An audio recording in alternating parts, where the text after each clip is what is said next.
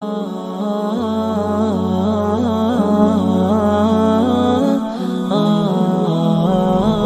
ta'liq talak bil bara'ah. Hukum mentaklik talak dengan syarat membebaskan dari suatu tuntutan atau hutang yang dimiliki oleh pihak suami, yang mana tuntutan ini diminta kepada pihak perempuan, baik istri atau keluarga istri. Idza 'alaqa az-zawj talaq zawjatahu bi ibra'iha iyyahu min al-mahr mathalan aw min ad-dayn alladhi laha 'alayhi ka'an qala mata abra'tani min mahriki aw min daynuki fa anti taliq fa abra'athu min dhalika fa yashtaratu liwuqu'i talaq sihhatul bara'ah min jami'id dayn aw mahar walau lam tasih bara'ah bi an kanat zawjah ghair nafidah tasarruf aw jahilah bil mubarra' minhu wala bara'atan wala talaq. Ma'asyiral ahbab rahimakumullah, di sini beliau mengatakan idza 'alaqa zawj, jika seorang suami mentaklik, menggandengkan, menjadikan syarat jatuh talak buat istrinya dengan sang istri itu membebaskan dia dari contoh mahar. Misal suami ini waktu nikah maharnya belum tunai, belum dilunasi, boleh kan? Walaupun sepanjang hidup kita belum pernah nemu. Yang kita selalu saksikan kalau kawin itu, aku nikahkan, aku kawinkan kau dengan putriku yang bernama Salehah binti Mahmud dengan mas kawin 500.000 rupiah Indonesia tunai. Tunai. Bahasa itu kadang dipanjangkan itu tunai.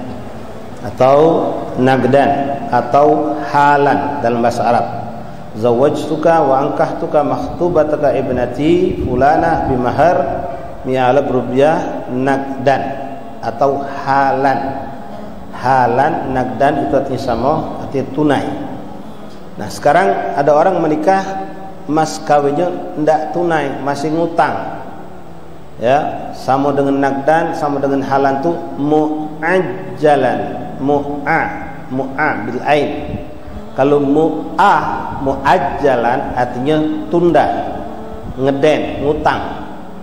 Seandainya ada orang menikah, ya, aku nikahkan engkau dengan putriku fulanah dengan mas kawin 500.000 rupiah ngutang.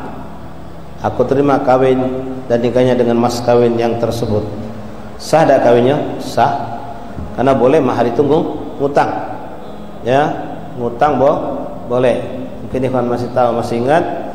Cuma perbedaannya kalau mas kawin atau mahar itu sudah dibayar tunai, maka maaf, sang istri tidak boleh menolak kalau mau diajak untuk berhubungan suami istri, jima.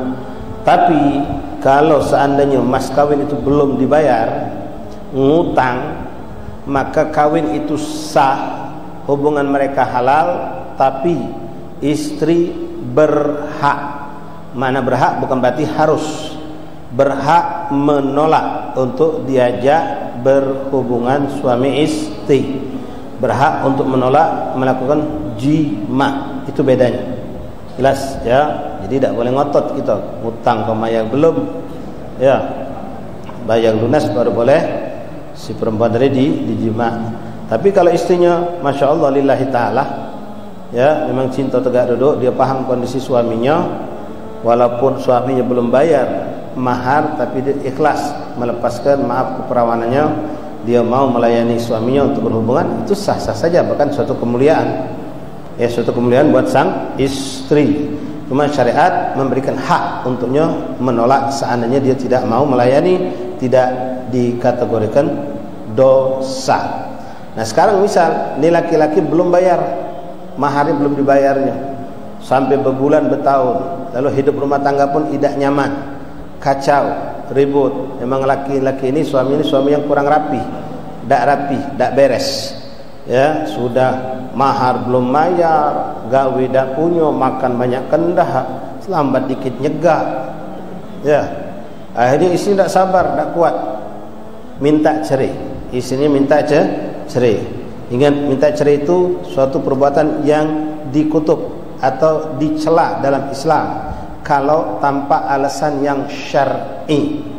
Ya, tanpa alasan syar'i perempuan tidak boleh minta cerai. Jangan pula kita menganjurkan saudari kita atau siapapun teman kita atau family kita untuk minta cerai kepada suami, kecuali yang memang syar'i. Misal dia dizalimi, dia dijahati, tidak diberi nafkah, la zahir wala batin, mendapatkan suami yang maaf bermaksiat dengan maksiat yang besar, membuat dia tadi itu tidak sanggup. Kenapa lakinya tadi itu narkob, misal mabok, bahkan main betino pula, ya, dia tidak kuat menghadapi suami, boleh dia minta cerai. Tapi kalau cuma sekedar ya namanya salah paham, ribut-ribut kecil biasa, apalagi naudzubillah kalau sekedar masalah ekonomi lalu minta cerai, itu tidak boleh. Nah, sang suami ini keadaan seperti tadi, tidak ada baik, tidak ada bagus, ya.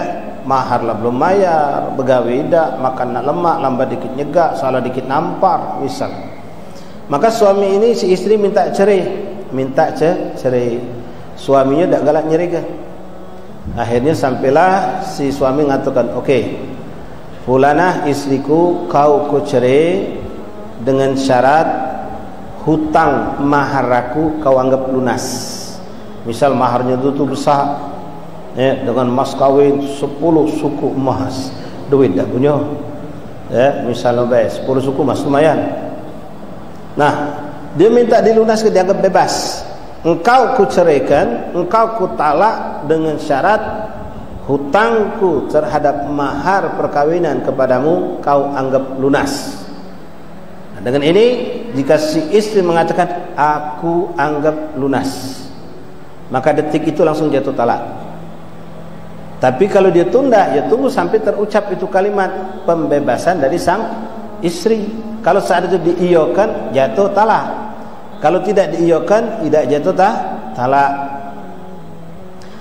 Contoh sini, iya min mahar mathalan au min dain, atau dia punya hutang sama orang lain atau dengan istrinya itu sendiri.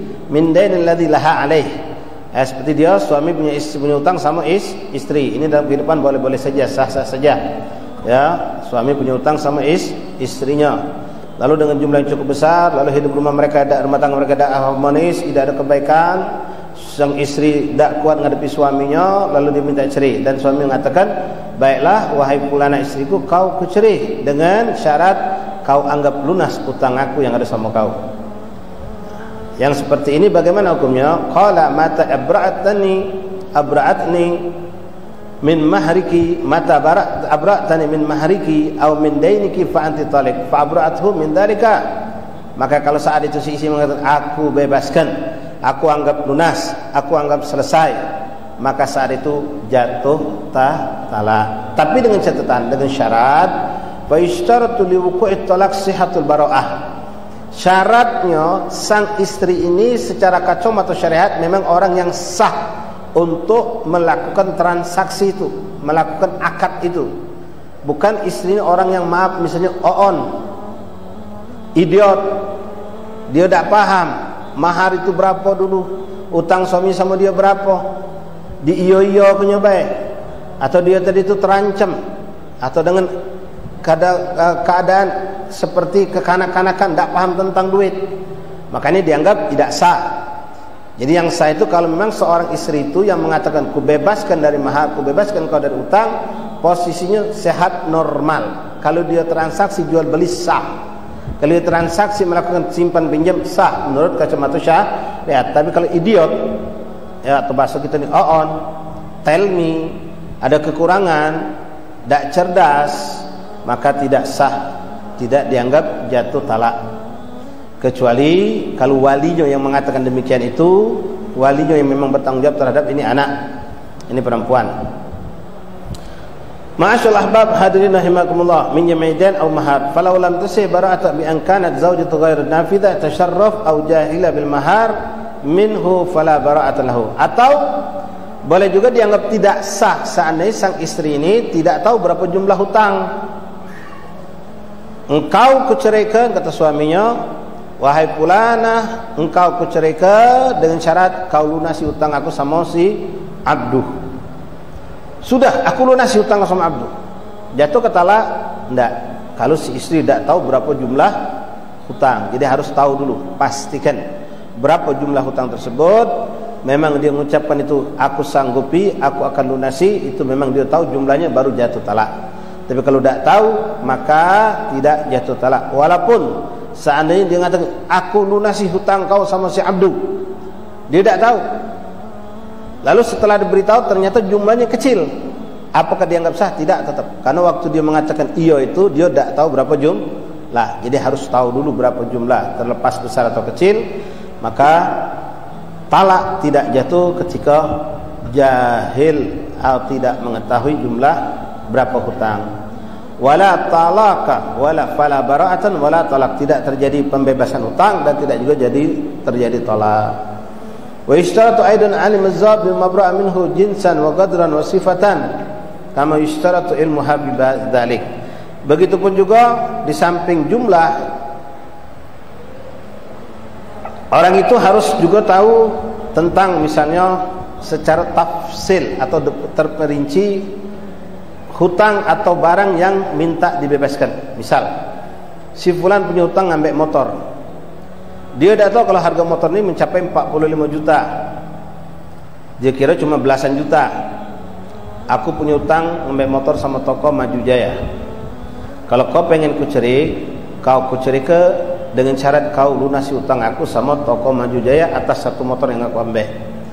Nah, motor ini kan banyak jenis, mereknya apa, ukurnya apa, dari harga yang cuma 15 juta sampai 50 juta ada.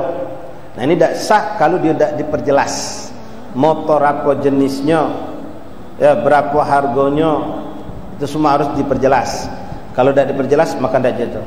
Motor Honda apa, Supra, Honda ini Honda banyak jenis ya, maka diperinci sehingga tidak salah dalam pembebasan hutang itu. Kalau tidak diperjelas maka hutang tidak bebas, talak pun tidak jatuh, walaupun si perempuan itu mengatakan aku lunasi.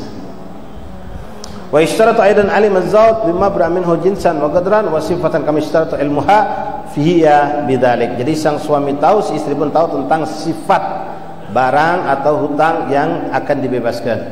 Wa alla tata'allaka bil mabra'a minhu zakah wa lam takhruj fa in kana zawj jahilan bil mabra'a minhu aw ta'allaqat bihi zakah. Nah, kalau hutang boleh dilunasi, kalau itu barang boleh dibeli atau dilunasi, mahar boleh dilunasi, tapi kalau itu zakat tidak bisa. Si fulan punya hutang zakat, hutangnya sama siapa? Sama Allah. Dia belum melunasi zakatnya tahun ini, lalu dia ngomong sama istrinya, wah istriku, engkau kucerikan dengan syarat kau lunasi zakat mal aku tahun ini. Itu tidak bisa. Tidak bisa digunakan untuk baro'ah, pembebasan hutang yang melahirkan talak. Tidak bisa, karena zakat itu hak pribadi dia yang harus dilunasi. Tidak bisa dijadikan taklik suatu talak. Walaupun secara hukum di luar talak boleh-boleh saja siapapun membantu dia untuk melunasi zakat. Dia punya hutang, zakat belum terlunasi, lalu ada orang membantu dia untuk membayar zakat, silakan. Tapi untuk dijadikan jaminan atau syarat jatuhnya talak, itu tidak diperkenankan. Walam takhruj fa in kana zawjuha jahilan bil mabra' minhu aw ta'allaqat bihi zakah walam takhruj lam yaqa' talaq wa hadha bikhilaf ma idza kana dhalika fi sifati 'aqd ka'an yaqulu laha khalla'tuki aw talaqtuki 'ala al-bara'ati min mahriki mathalan fa innahu idza abra'athu ma'a jahliha yaqa' talaq ba'inan bi mahar mithil. Nah, kembali kepada masalah mahar. Kalau mahar seandainya si istri tidak tahu berapa kesepakatan antara dia dengan suaminya, dengan bapaknya dulu, mahar itu berapa, lalu dia mengatakan aku bebaskan kau dari mahar. Seorang suami waktu nikah maharnya belum dibayar, sementara istrinya tidak tahu berapa jumlah mahar yang belum dilunasi oleh sang suami. Ketika cerai, suami menggantungkan cerai dengan pembebasan dari mahar. Nah, istrinya tidak tahu berapa, maka hukumnya sah talak tersebut.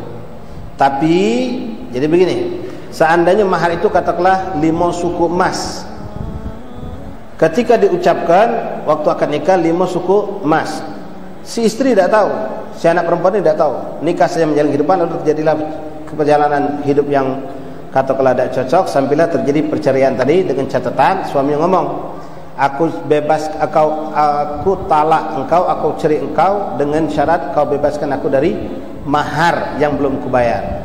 Si isteri tak tahu maharnya berapa, lalu diiyakannya, maka jatuh talak, sah pembebasan tersebut. Lalu maharnya berapa yang harus dibayar? Kembali kepada mahar mithil.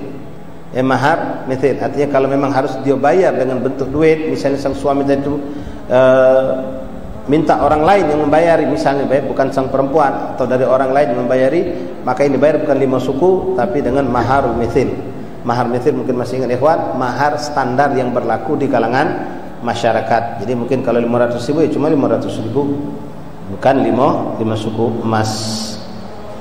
La ilaha illallah Muhammadur Rasulullah sallallahu alaihi wasallam.